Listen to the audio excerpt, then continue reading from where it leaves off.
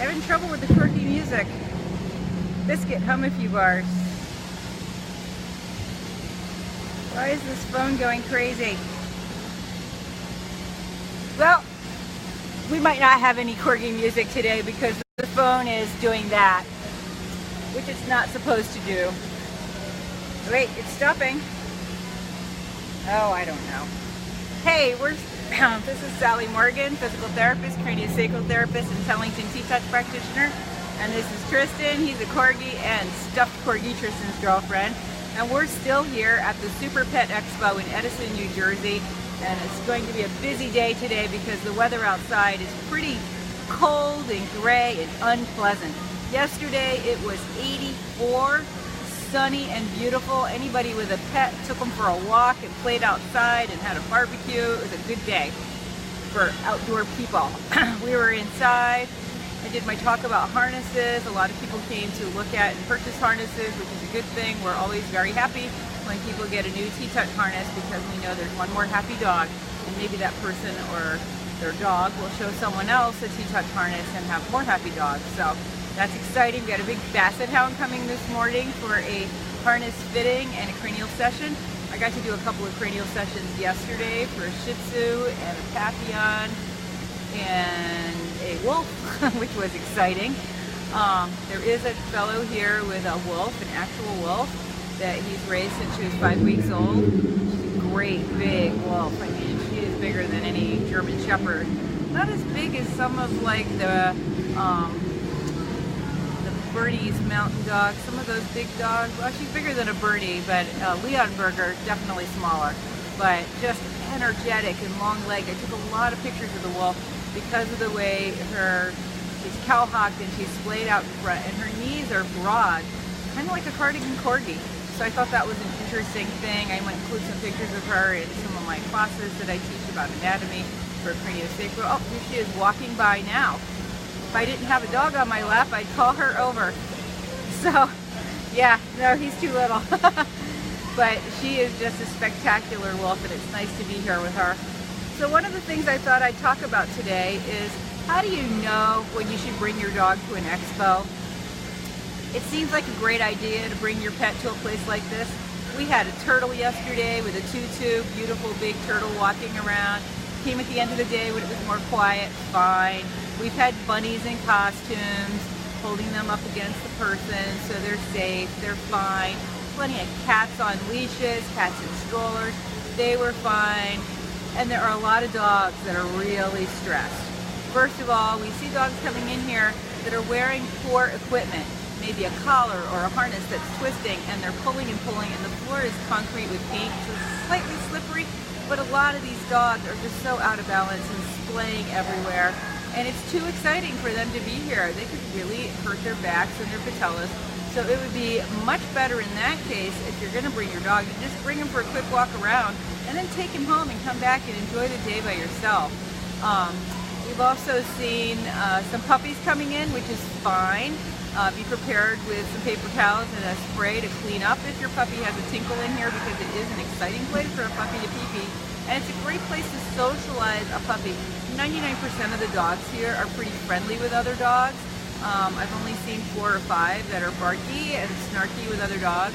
So it can be a good place for a puppy as long as he doesn't get mauled by another dog, which could really damage him. And then we see a lot of dogs coming that are just too stressed by the crowd. Some of the big dogs that might live a lot of their lives outside, you know, people are putting them in their big giant chain leashes and collars and dragging them around, and you know, it is a bit of a who's got what kind of a parade here. We were noticing yesterday how many people do indeed look like their dogs. There was a woman with a sporty white haircut. She had a little white, not a Chihuahua or a Chinese crested, maybe it was a long-haired Chihuahua, but she had his hair mohawked and he was white, and they looked alike, and it was very conscious. And certainly in the pet costume class, we did see a woman who had coordinated her Chihuahua with a matching outfit to her outfit, so she looked like her dog. And most of the time, the dogs in the strollers are actually a little less stressed and a little more comfortable. You know, having had real Corgis, I don't relish putting my dog in a stroller.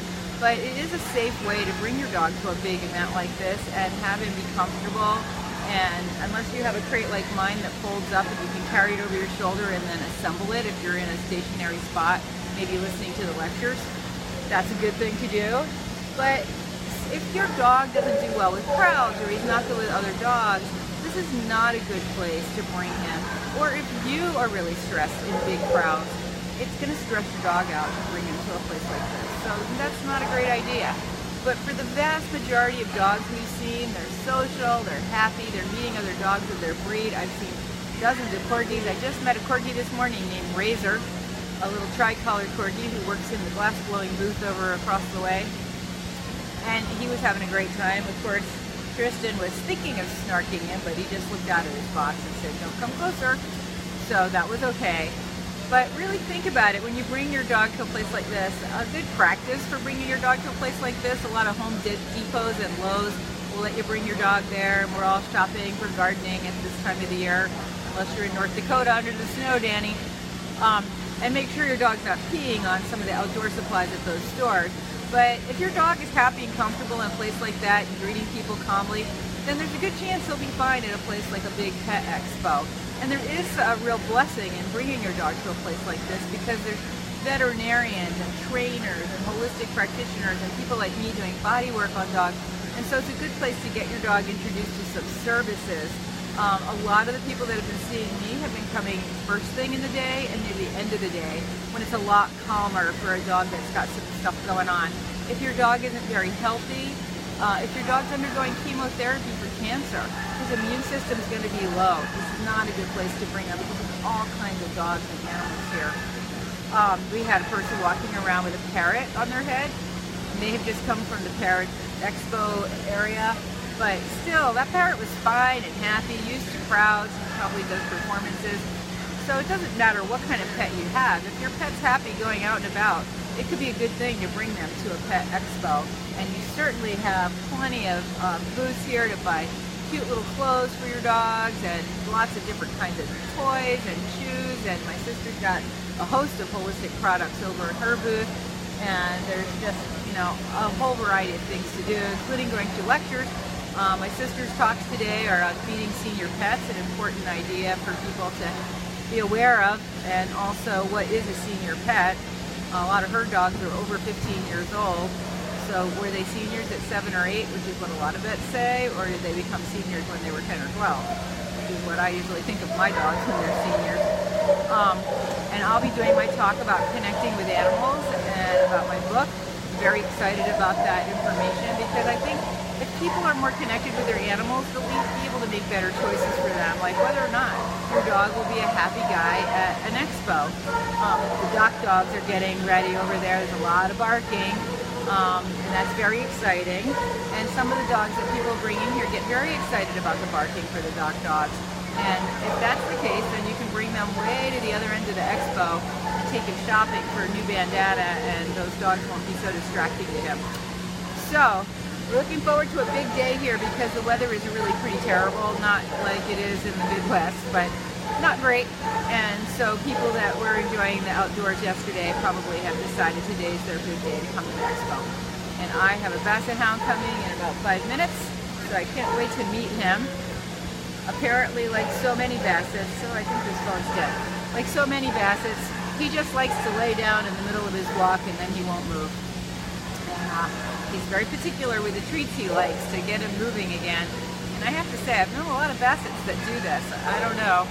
It's a tough life to be a basset. I have a client back in Massachusetts who has 4 bassets. And his are energetic and they play ball and he walks and walks and walks them for miles around the neighborhood because people just love to see the 3 bassets out at once. So not all of them lay down and don't want to move, but quite a few of them I've met have done that. So we're looking forward to meet the basset hound, right, Tris? And we got a big drive back to Massachusetts. Hopefully the ice will be done by then. It will just be rain. And come down and see us at the Super Pet Expo. A lot of people emailed and texted and Facebooked me saying, sorry we didn't make it yesterday. The weather was just too gorgeous. Well, not so gorgeous today, so it's a great day to come down to the Pet Expo and bring your pet. And one of the things you might consider doing if he's a little bit nervous before you come to a thing like this, letting him breathe some lavender oil. Lavender is very calming. In my booth I have a thing called a sniffet, which is a little pad that you can attach to the collar with a drop of calming oil on it. And that can be really good when you're bringing your dog out to a place like this where there's a lot going on. Right, Tristan? He says, there's too much going on for me right now. So, thanks for joining us. We don't have any Corgi music because apparently the other phone has died. And we'll see you Tuesday, because tomorrow I'll be at my job as an educator, as I will on Wednesday. And so Tuesday we'll be back at home at 8:30 for another episode of Conversations with a Corgi. Everybody have a great day. Stay warm and dry if you're in the Midwest. And we'll be thinking about you here where it's a measly 40 degrees and gray. Thanks for joining us. Bye-bye. Have a great day, everybody.